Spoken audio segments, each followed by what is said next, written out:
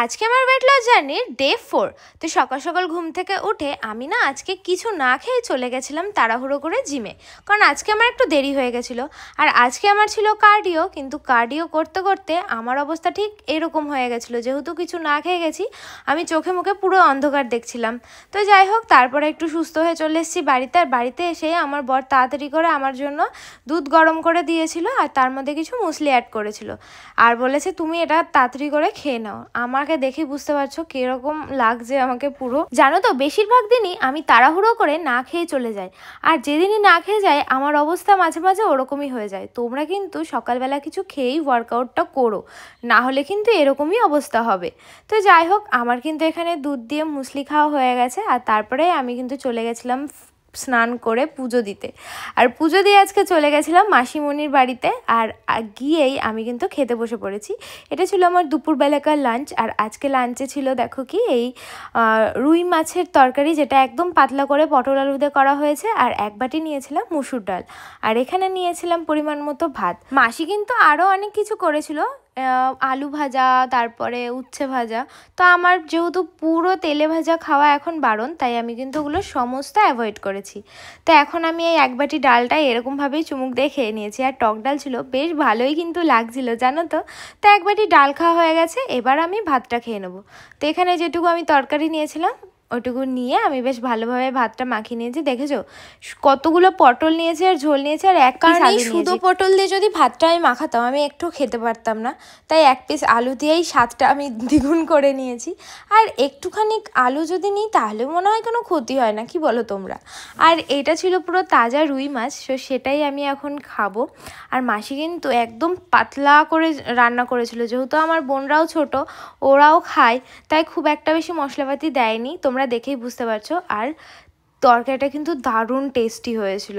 মানে আমিও যখন বাড়িতে করে এরকম পাতলা পাতলা ঝোলই করি, আমার ওই মশলাপাতির থেকে এরকম পাতলা মাছের ঝোল খেতেই কিন্তু বেশি ভালো লাগে। আমি অবশ্য বাড়িতে এরকম পাতলা পাতলা ঝোলই করি, তোমরা কিন্তু দেখেছো। আর মাছটা না ভীষণ টেস্টি ছিল, কেন বলো তো, তা একদম পুরো তাজা রুই মাছ ছিল। তো যাই হোক, দুপুরবেলা খাওয়া দাওয়া হয়ে গেছে, তারপরে কিন্তু মাসিদের যে নতুন বাড়িটা হচ্ছে আমি ভাবলাম সেটা দেখতে যাবো। তাই তার আগে দেখো আমি একটা শশা কেটে নিয়ে এসেছি, এখন এই শশাটাই খাবো, আর এদিকে রেডিও হয়ে গেছি। তো এখন বাইরে দাঁড়িয়ে দাঁড়িয়ে আমি এই শশাটা খাচ্ছিলাম, আর বাইরে যে পরিমাণে রোদ বাবা কি বলবো।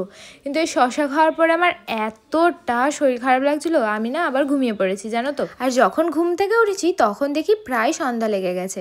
এবার সন্ধ্যাবেলা মাসি বাড়িতে আমি কি খাবো, তো দেখি মাসির ফ্রিজে টক দই আর শশা রয়েছে, তাই ভাবলাম যে চলো এটাই খাওয়া যাক। বাড়িতে থাকলে তো এটা দুপুরবেলা খেয়ে নিতাম, কিন্তু মাসি বাড়িতে এসে এখন এসে সন্ধ্যাবেলা খাচ্ছি, কারণ সন্ধ্যাবেলা তো মাসি বাড়িতে আর ছোলা পাবো না, কারণ মাসি জানতোও না আমি যাব, আর ছোলা তো মাসি ভিজিয়েও রাখিনি, তাই কি করব, আমাকে এটাই খেতে হয়েছে। আর আমি যখন এটা খাচ্ছিলাম আমার দিদিভাই ভেবেছে কি এমন জিনিস খাচ্ছে, আমি একটু খেয়ে দেখি। তো দিদিভাইকে একটা শশা দিয়েছি, দিদিভাইটা একদম ভালো লাগেনি, বলে এত টক খাচ্ছিস। আমার পাশে জানো তো আমার ছোট ছোট দুটো বুনু আর ভাই বসেছিল, তো ওদেরকে একটু দিতে গেছিলাম, ওরা একটুখানি মুখে দিয়েই ফেলে দিয়েছে, বলে কি এটা খাবো না, বাচ্চা মানুষ জানোই টক লাগলে খাবে না।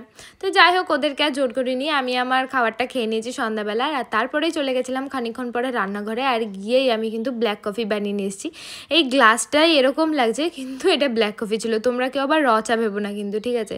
আমি ওপর দিয়ে না একটুখানি লেবুর রস দিয়েছিলাম, যাতে ওই তিতখুটে ভাবটা একটু চলে যায়, কারণ কফি তো প্রচণ্ড বাজে লাগে খেতে, তোমরা জানোই ব্ল্যাক কফি খেতে বেসিক্যালি। আর তারপরে রান্নাঘরে গিয়ে দেখি এখানে মাংস ম্যারিনেশন করে রাখা রয়েছে, কারণ রাত্রেবেলাতে হবে মাংস, যেহেতু আমি গেছি। তো যাই হোক, কী করবো, এখন আমাকে এটাই খেতে হচ্ছে। মাসি তো কত বললো সন্ধ্যাবেলা খাবার এনে দিই, কিন্তু কিছুতেই আমি তো খাবো না। 1 মাসের চ্যালেঞ্জ নিয়েছি বলে কথা, সেটা কি খারাপ করা যায়? হ্যাঁ, মাঝে মাঝে তো চিট ডে হতেই পারে, সেই চিট ডে যদি করি তোমাদের সাথে তখন অবশ্যই শেয়ার করব। তো দেখো আমি মাসি বাড়িতে বসে আর খাইনি, আমি প্যাকিং করে নিয়ে চলে এসেছিলাম, আর সাথে দিদিভাই রুটি বানিয়েছিল, তো সেই রুটিও নিয়ে নিয়েছি। তো রাতেবেলার ডিনারে ছিল মাংস আর তার সাথে রুটি, আর আজকের মাংসটা কিন্তু আমার দিদিভাই বানিয়েছিল। তো একটু টেস্ট করে দেখবো দিদিভাইয়ের রাতের রান্না, অনেক দিন পর খাচ্ছি, বেশ ভালো বানিয়েছিল জানো তো, আমার বরবাবুরও বেশ ভালো লেগেছিলো।